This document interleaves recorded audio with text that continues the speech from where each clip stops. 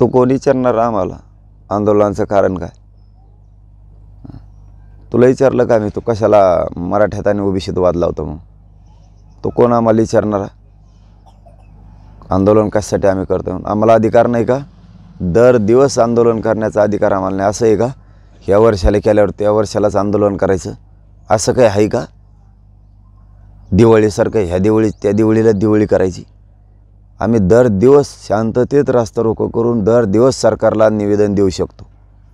तो कोण रे सांगणार आम्हाला? त्यासाठी तुला म्हणतो टायमाला गोळ्या घे जाय. तुला गोळ्या संपल्या तो आहे माझी याला गोळ्या द्या रे टायमाला. नाशिककरांनी तरी कमीत कमी याला गोळ्याचा खर्च उचलायचा. एकदा म्हणलो ना तर आम्ही परीक्षा पुढे टाकला. मग परीक्षा ठेवा पण त्यांना सहकार्य करा हे सांगितलं आहे. अडचण येता कामा नाही. काही विद्यार्थ्यांना शांततेत आंदोलन झालं पाहिजे.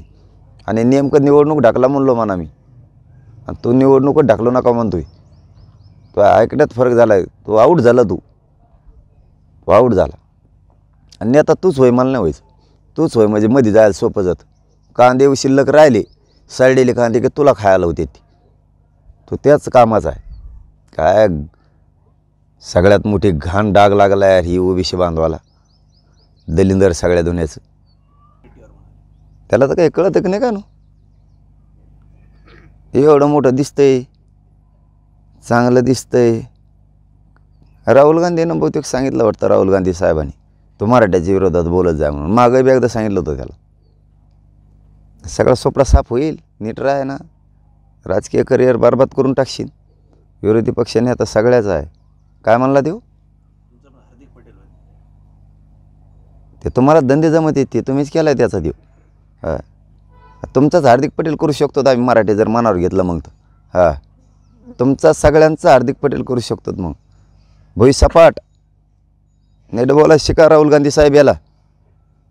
नाही तर याला जाऊ दे तिकडचं करा समुद्राचं एखाद्या विरोधी पक्षाने. आता जनतेचं नका करू याला म्हणजे तिकडे खेकडे फेकडे धरी. आता दम तुम्ही नका शिकू म्हणा मला. तुमचं बघा दुरण कसं टेकत ह्या बाहेर कुठं त्याचं त्या धोरणाला लागा.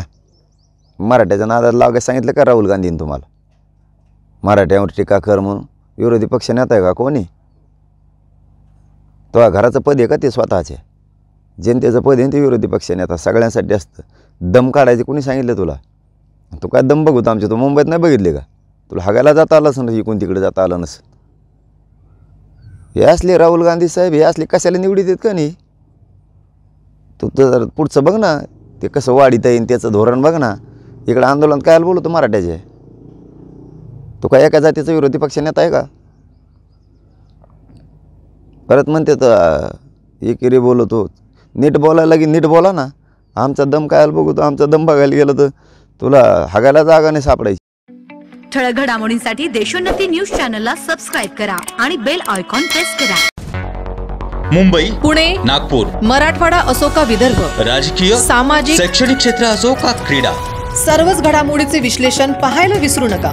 फक्त देशोन्नती न्यूजवर.